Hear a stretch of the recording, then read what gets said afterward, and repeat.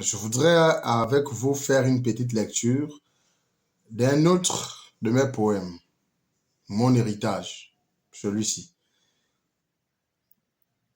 Il est mon sang, le fruit d'un amour, ferveur dans le temps d'un parcours, ainsi souffrant seul sans secours.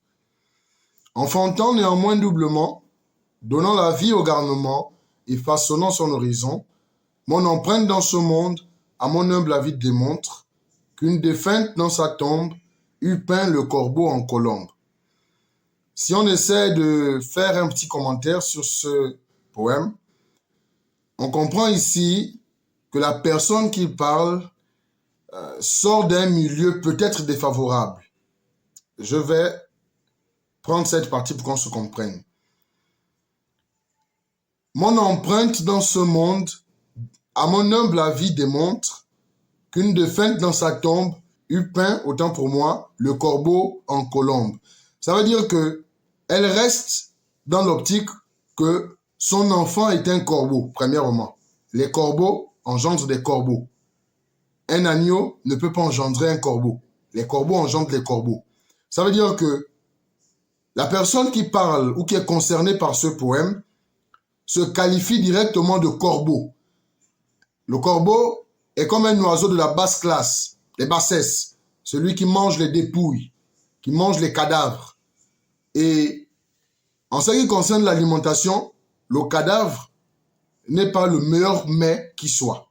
Peut-être, lorsqu'on a grandi dans un certain milieu, il y a une qualité d'aliment que certains diraient que cet aliment est de piètre qualité, mais d'autres trouveraient cet aliment de meilleure qualité. Donc, ici, c'est un peu ce qu'on fait comme comparaison avec le corbeau. Et on va prendre le corbeau dans son milieu naturel de vie. Alors, on remonte à la source. Il est mon sang, le fruit d'un amour. Là, on parle d'un enfant né. Ferveur d'antan d'un parcours. Donc, c'est le fruit d'une ferveur d'antan, d'une jeunesse pleinement vécue. Ainsi, souffrant seul sans secours. Une relation qu'on aurait voulu ou qu'on a voulu, mais l'enfant n'a pas été désiré.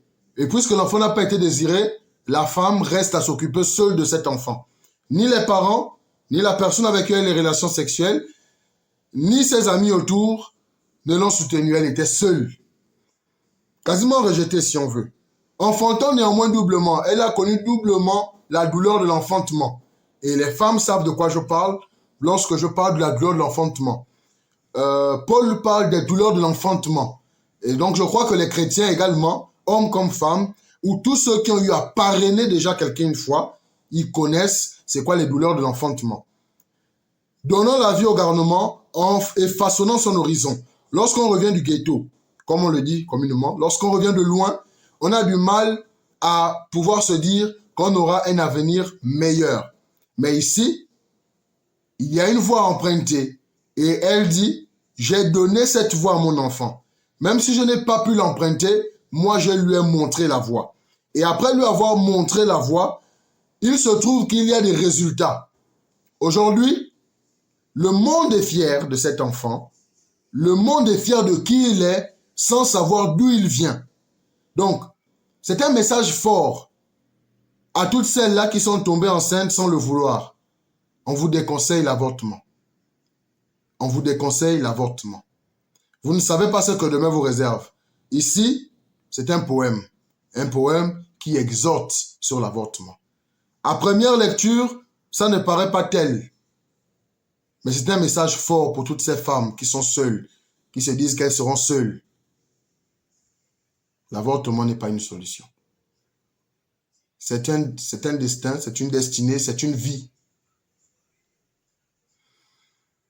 Mais ce n'est pas aussi un encouragement pour faire les enfants dans le désordre.